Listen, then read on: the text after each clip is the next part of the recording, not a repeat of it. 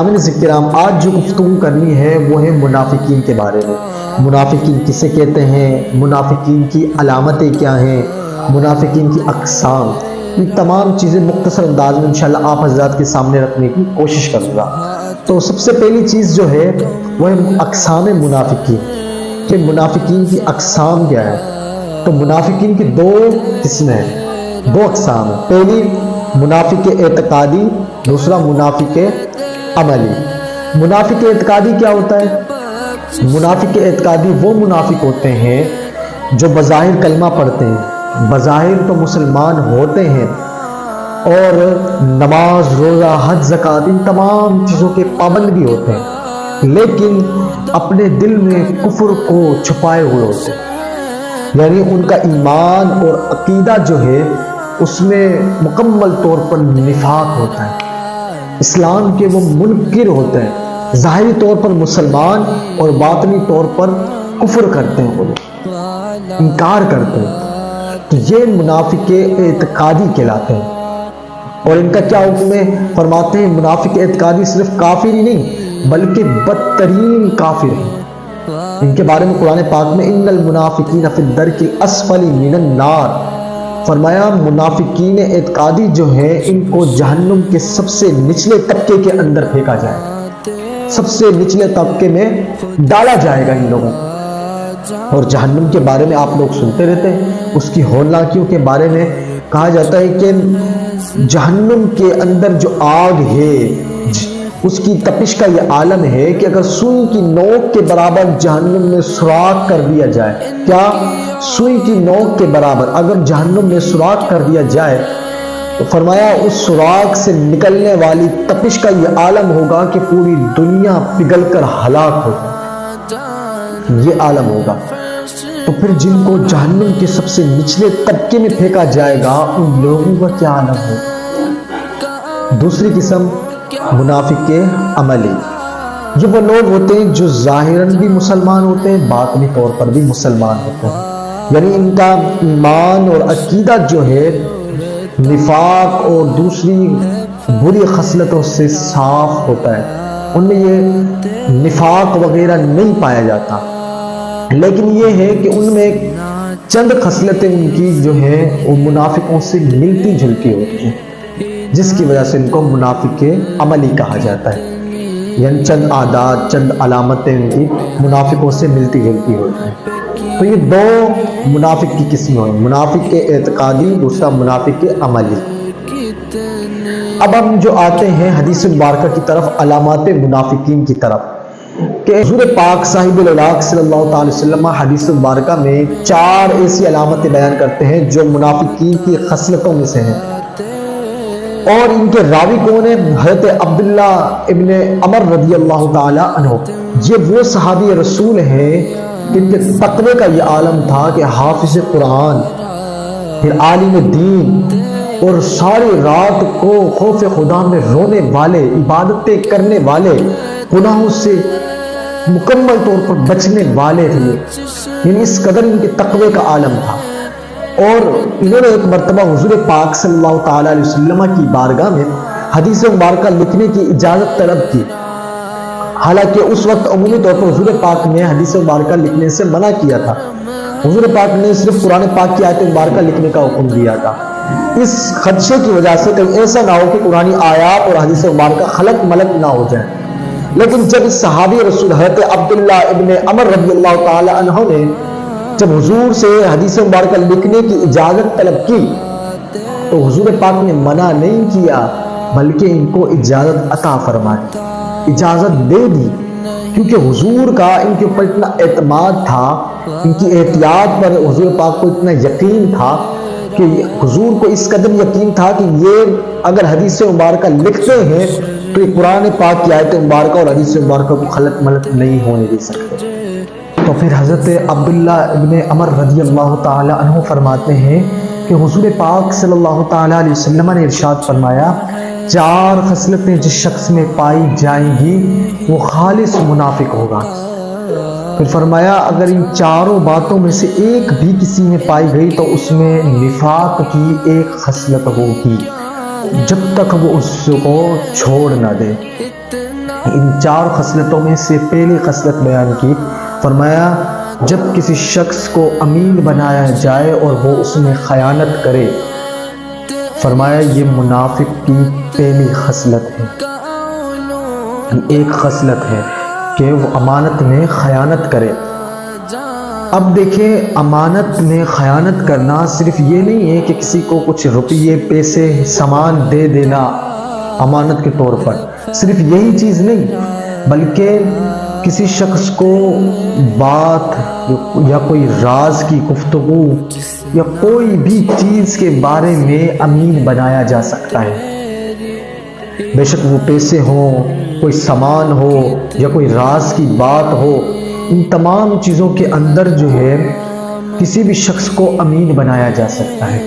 مثال کے طور پر اگر کسی شخص کو اپنے دوست کو یا اپنے بھائی کو کوئی گفتگو کی، ایسی بات کہی اور اس کو بات کہنے کے بعد کہا کہ یہ گفتگو کسی سے شیئر مت کرنا، ڈسکس کسی کے ساتھ نہیں کرنا، یا پرسنل گفتگو بتاتے ہوئے کہا یہ بات کسی سے شیئر مت کرنا، اب جو ہے وہ اس بات کا امین ہو گیا جس کو یہ بات کہی گئی۔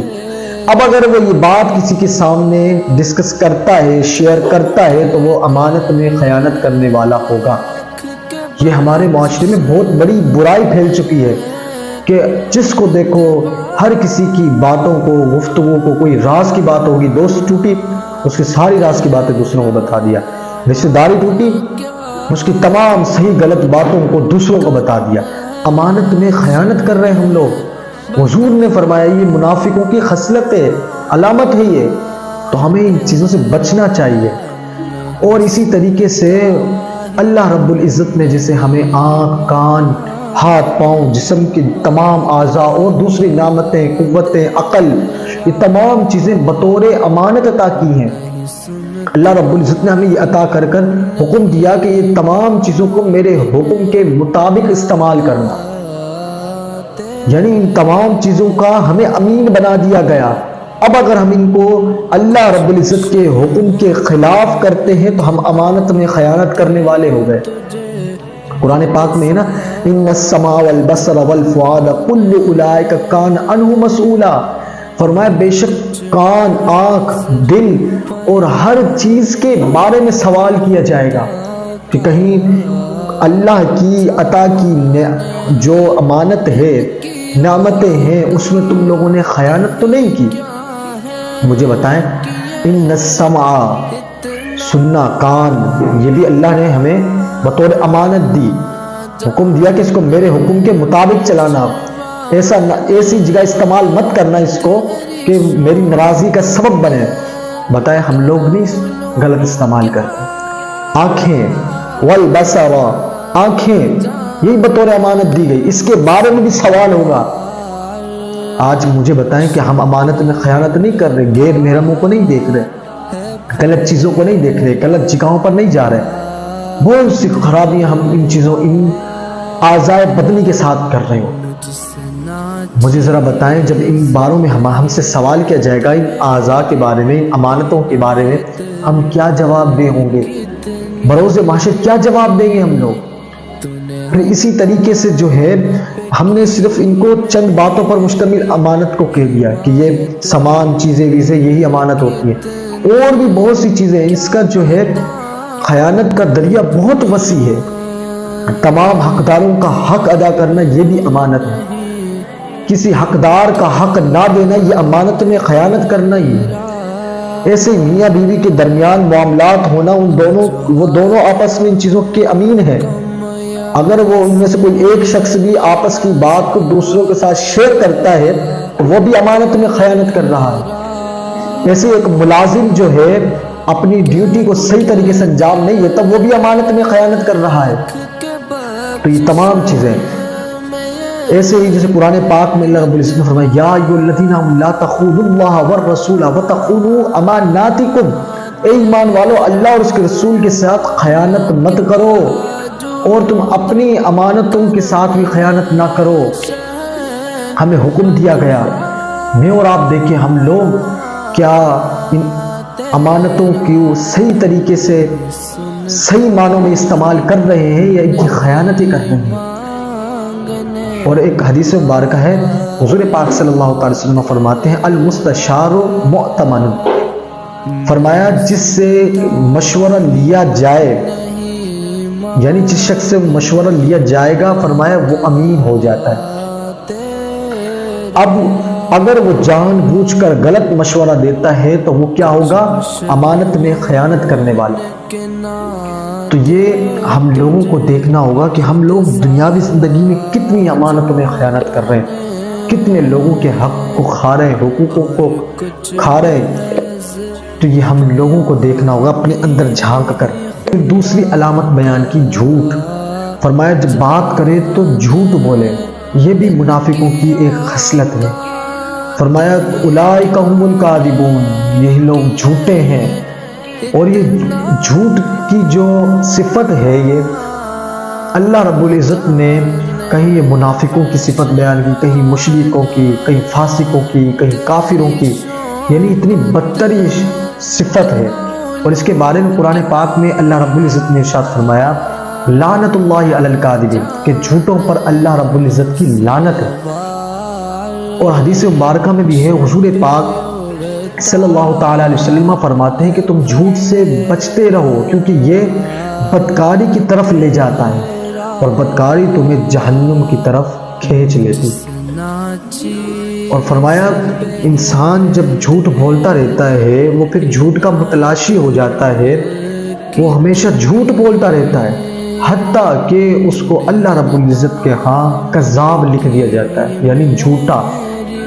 اور ایک اور حدیث مبارکہ کا مضمون ہے کہ ایک صحابی رسول فرماتے ہیں کہ ہم نے حضور کی بارگاہ میں عرض کی یا رسول اللہ صلی اللہ علیہ وسلم، حضور کیا مومن بزدل ہو سکتا ہے؟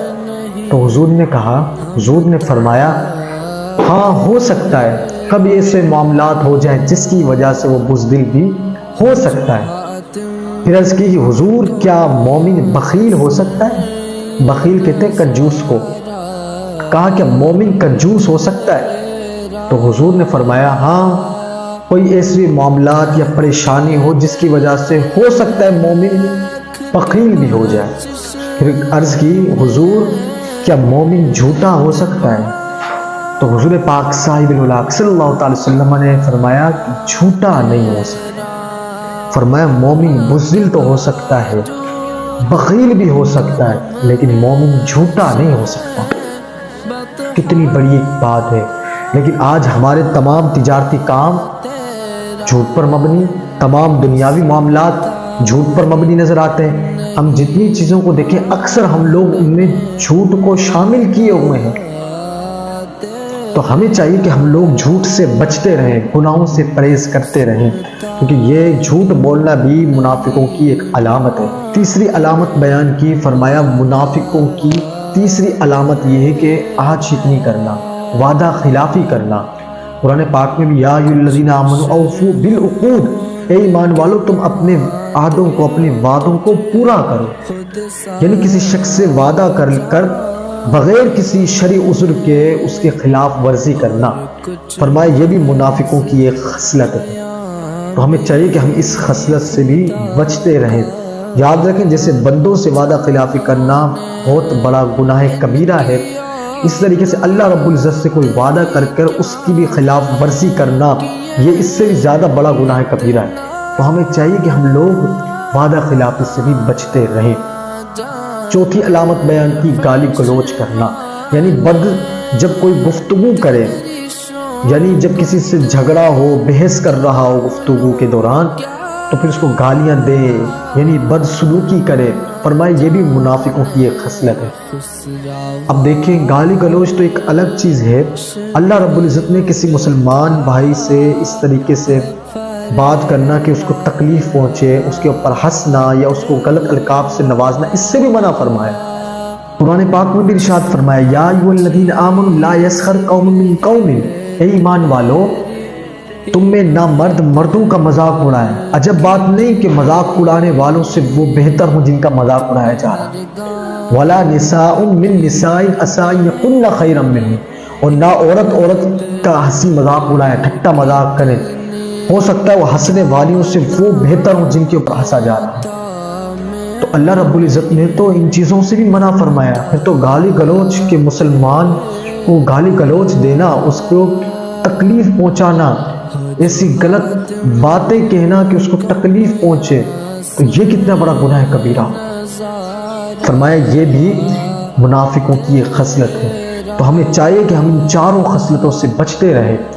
حالانکہ تمام علماء کا اجماع ہے، تمام علماء کا، امت کے علماء کا اجماع ہے اس بات پر کہ ان چاروں خصلتوں کا کسی شخص میں پایا جانا، ان چاروں خصلتوں کے پائے جانے سے اس شخص کو یہ نہیں کہا جائے گا کہ یہ شخص منافق ہے۔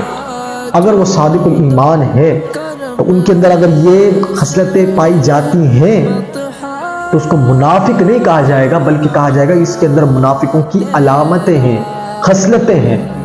مثال کے طور پر اگر کسی سید کا بچہ کوئی زمین میں جا کر کسی کی سبزی یا گنا وغیرہ توڑ کر لاتا ہے، چرا کر کسی زمین پر لوٹ پوٹ ہو کر اپنے آپ کو گندگی میں یعنی کیچڑ ویچڑ لگا لیتا ہے اور گھر آتا ہے، تو اس کا والد جو ہے غصے میں اس کو لڑتے ہوئے کہتے تجھ میں چماروں کی خصلتیں پائی جاتی ہیں۔